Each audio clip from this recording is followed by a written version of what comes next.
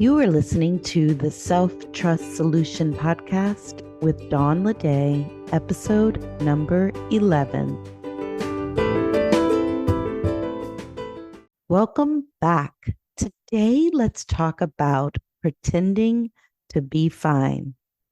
It's something that many of us do quite frequently, but is it always the right thing to do?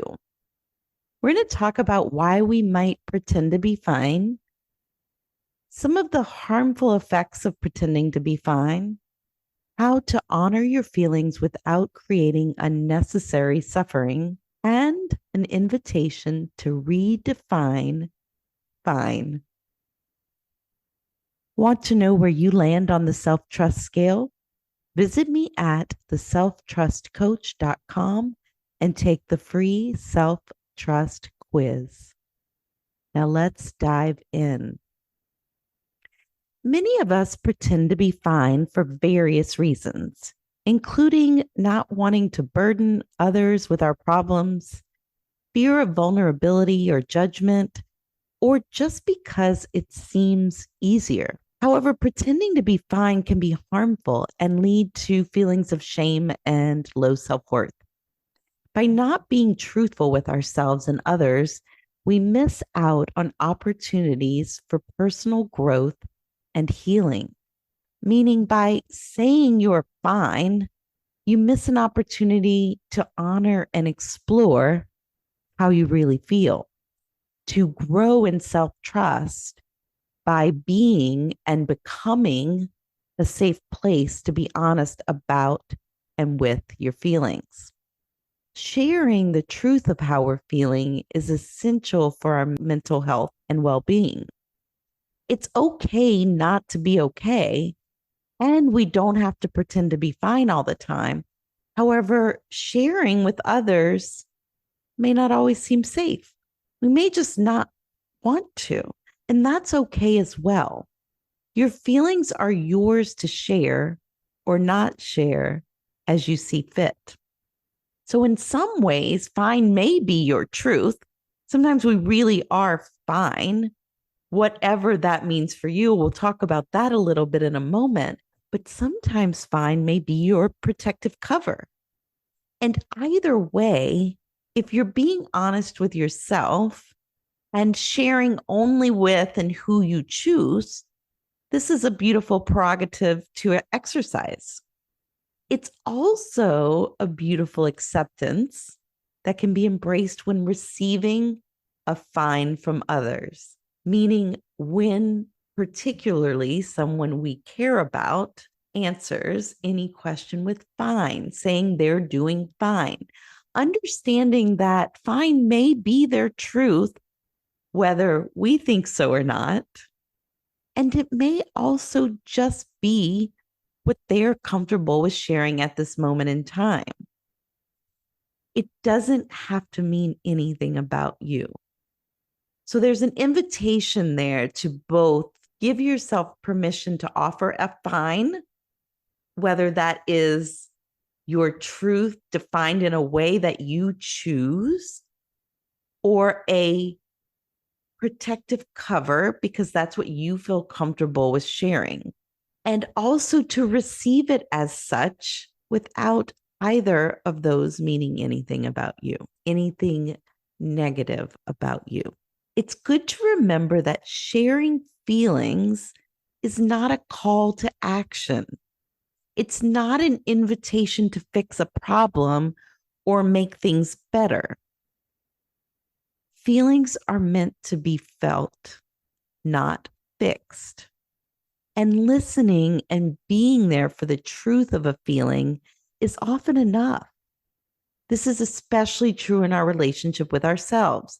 Now, do sometimes we share a feeling, or someone is sharing a feeling with us with an expectation that something be done? Maybe, but how we decrease our suffering in those moments is by making sure that that is clear, not our own interpretation of it. If that is something we indeed want, then make a request. And if we are hearing it as a request to decide for ourselves if that's a request we want to fill, and then clarifying with the person we think is giving us that request, is this what you're asking me to do? And then sharing what you decided, if you're willing to answer that request, not, or some variation in between. So recently, I had a client who was feeling nervous about an upcoming presentation. She kept trying to push away that feeling of nervousness. She kept justifying why she shouldn't feel nervous. She was telling herself things like, I do presentations all the time. This is no different. I am being so silly. Everything is fine. Instead of honoring that she was feeling nervous and just letting that be her truth, she kept trying to push it away, making it a problem that she was feeling nervous, not wanting to pay attention to it. But our brains are beautiful at seeking out problems and deciding to solve them. So her brain is making it a problem that she's feeling nervous. And so it got to work digging up evidence, assuring her that this was a problem that needed to be solved, which then snowballed into fear, which prevented her from preparing for her presentation, making the fear grow into terror. Except the only problem was not allowing the initial nervousness to be there. Once we were able to separate the terror and the fear-based stories from the truth of the upcoming presentation and her thoughts and feelings of nervousness, she was able to make room for the truth that she was both nervous and excited. Then, instead of making it a problem, she could see what the nervousness needed.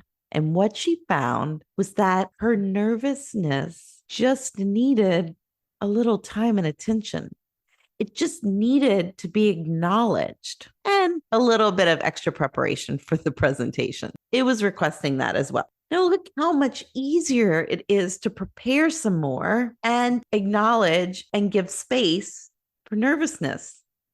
It wasn't even that long. Now, look, the nervousness didn't go away. It didn't get rid of the feeling, but she could absolutely prepare for and deliver the presentation with nervousness present. So seeing the evolution of nervousness to fear and then terror, all from not allowing the nervousness, allowed her to gain a great perspective of the importance of her feelings, of honoring and allowing them.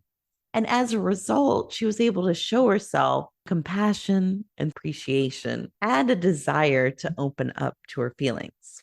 Opening up to our feelings allows an opportunity to get to our needs and desires more clearly and directly. Sometimes all your feelings need is acknowledgement, a little time and intention, as we just saw with my client. Other times it may need more.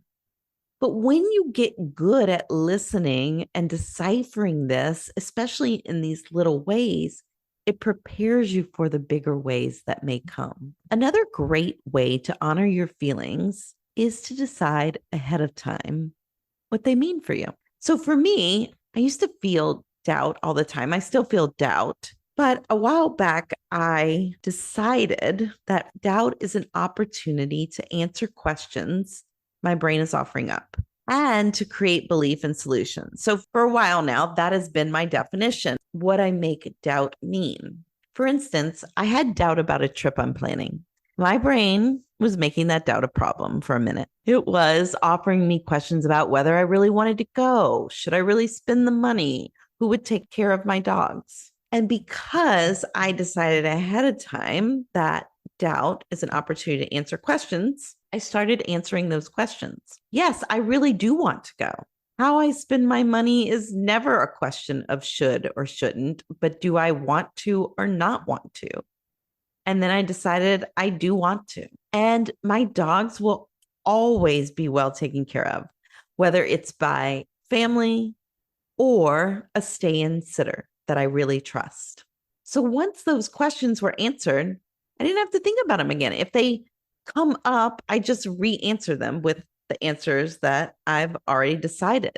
And this is really helpful Whenever your brain is offering you a litany of questions, I want to invite you to answer them, because what happens if we don't is those questions continue to spin in your brain, and then they collect what I call friends and evidence. They collect thoughts, more questions of doubt that may snowball into another feeling. They will also start digging up evidence. They will find reasons to show you that you should continue questioning or doubting. So, what is one feeling you notice that comes up a lot? I invite you to decide ahead of time what they mean for you.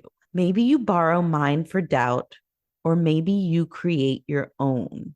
I also invite you to create your own definition of fine as an empowering step towards being truthful with yourself, being someone that can openly and honestly share how you're feeling. Maybe fine to you means content.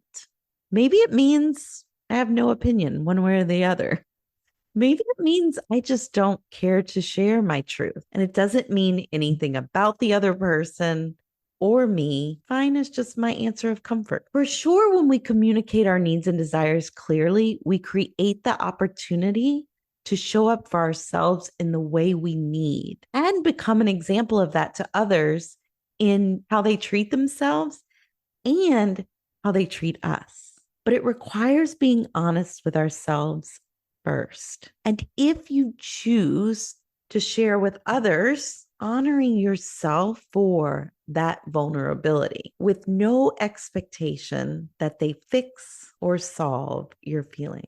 The truth is that it's okay not to be okay, and we don't have to pretend to be fine all the time. Sharing our truth is an opportunity to communicate our needs and desires, but it's not a requirement. It's more of a privilege, one that I invite you to engage in with yourself directly and when you want, if you want, with others. And remember that it's not a call to action. Instead, it's an invitation to share and open up to your truth. What will you take away from today's episode? My goal is for you to be fine or not be fine, as is your truth in every moment. Maybe you start paying closer attention to how you feel.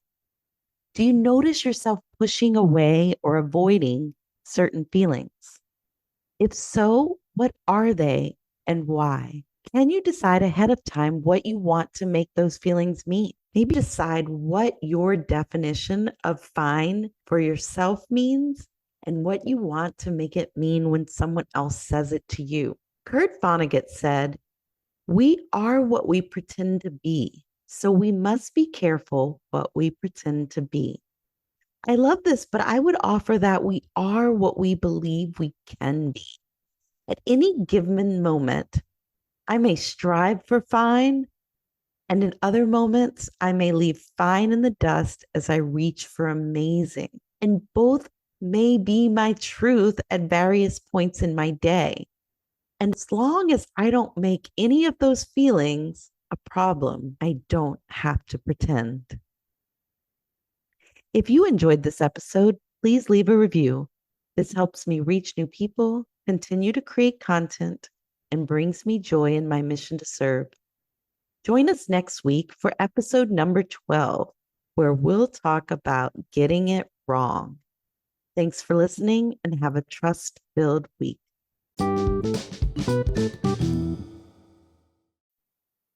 And if you're ready to unlock your self-trust fueled success, join me at theselftrustcoach.com to take the free self-trust quiz. The self-trust quiz will help you identify the areas that may be holding you back and pinpoint where in the achievement process you can use a little extra TLC. Take the free self-trust quiz at theselftrustcoach.com. See you inside.